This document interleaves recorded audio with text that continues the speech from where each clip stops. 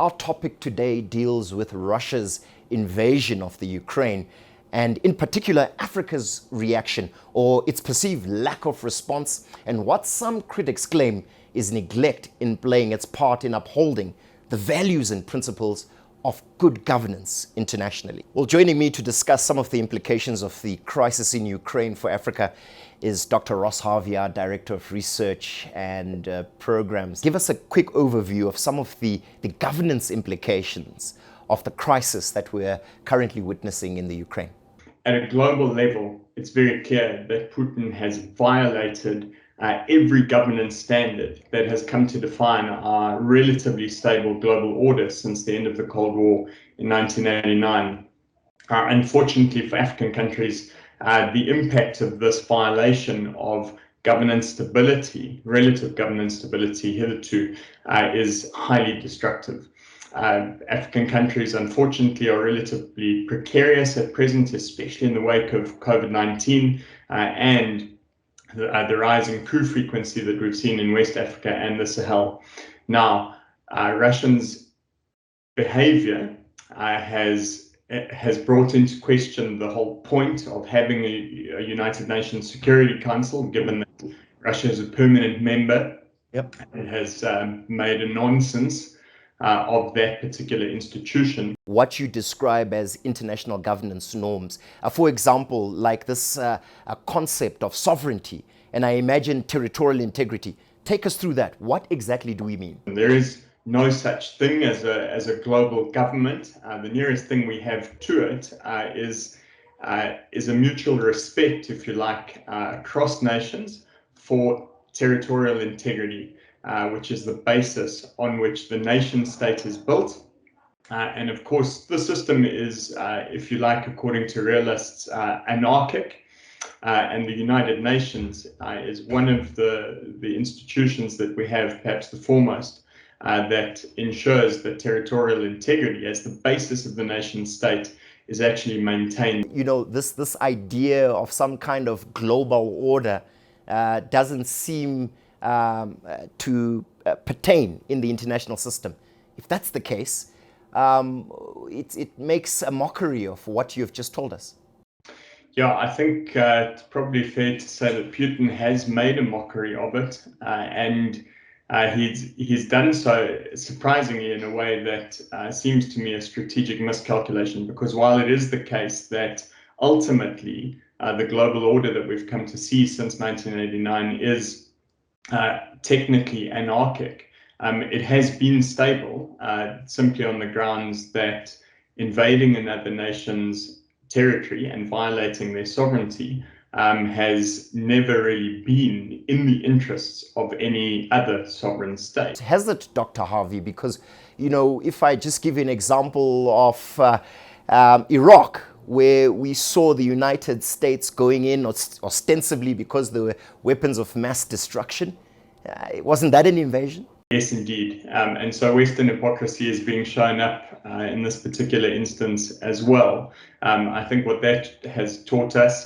similar to the US's presence in Afghanistan, necessary in part because of Russia's foray into that country too, has shown us that top-down imposition of governance norms will not work either. And one could make the argument that the West is reaping the fruits of destruction that it has sown over the course of many years for the sake of attaining cheap energy.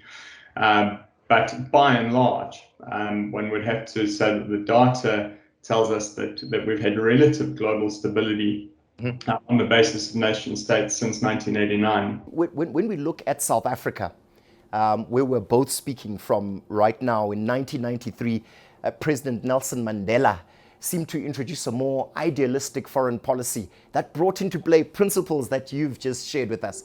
Could you take us through that? So one of the defining moments, if you like, of South Africa's new dispensation was the very clear enunciation by President Mandela that South Africa's foreign policy is to be guided by the principles enshrined in our constitution, which remains one of the most progressive, in the best sense of that word, constitutions in the world. And that is that our foreign policy should be guided by human rights, and by the rule of law, which is an evasive but critical concept. It underpins what you and I mean by good governance at Good Governance Africa.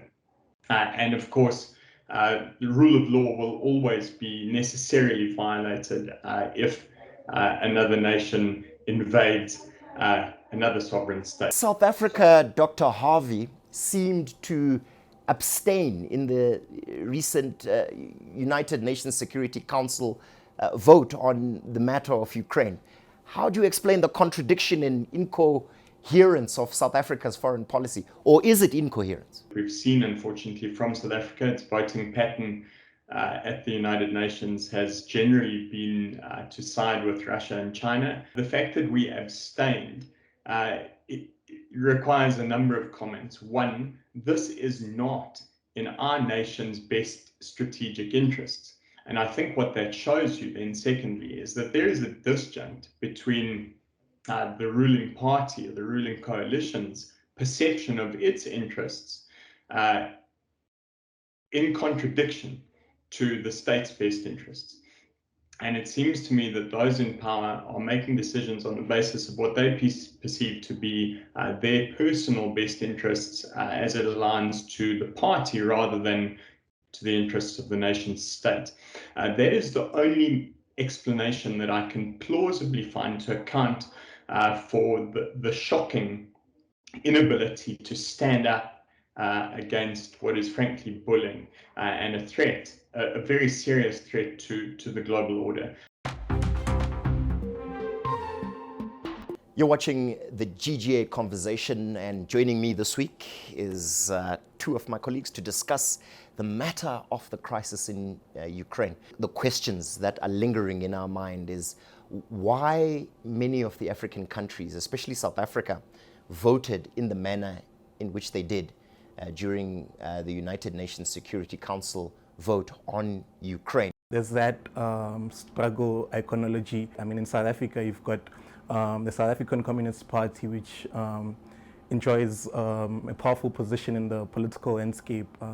But to a great extent in Southern Africa, I mean, you've got the Mozambican flag and the Angolan flag, one which boasts the Communist Party of the Soviet Union's colors, and the other an AK-47. So it speaks to the deep ties that are shared within these countries and the solidarity with Russia. Do they share common values around questions like democracy, territorial integrity, sovereignty, to the extent that they would support the Russian cause? Values of human rights, democracy, accountability don't get much precedence in as far as the Russian connection and investment is concerned. The question of values has been a sore point throughout our history, where we have to balance economic interests and the noble ideals which we had envisioned our foreign policy to look to, and that sort of played out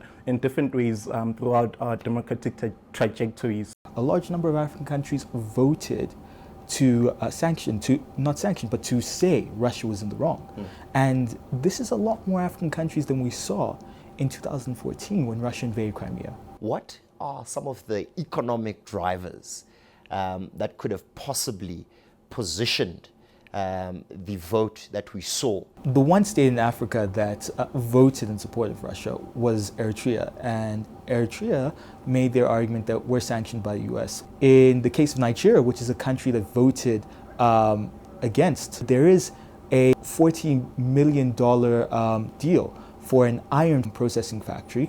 Nigeria could be perceived as acting against its own interests. However, what this is showing is that the economic ties that you might have to Russia do not necessarily mean or demonstrate how you will vote. What are the possible opportunities, maybe, and risks that could emerge for Africa as a result of Ukraine? $3.5 billion worth of wheat was imported to Africa from Russia in 2020. And it's important to see that this loss of the supply is going to have an impact on African countries which are already struggling with famine and issues around food security. Now, there are opportunities for countries such as South Africa where we could start to exports a lot more maize. Equally, we have opportunities in the global supply chain for coal. The sanctions on Russia are now putting major limits and issues and challenges on nickel production. Countries in Africa which produce nickel will be able to have the opportunity to step up. However, it is also worth noting that as the oil price increases, this will lead and push inflation in terms of transportation costs and such. What a fascinating conversation looking into the implications, that is at the international level, of the crisis in Ukraine for Africa. I think some of the key takeouts when we focus on governance is the crucial importance, especially at the international level, for states to respect territorial integrity, sovereignty, and the right to self-determination and independence. Clearly, key values which Russia seemingly has flouted as we look into their conduct in relation to the war that is currently being waged by Russia in Ukraine.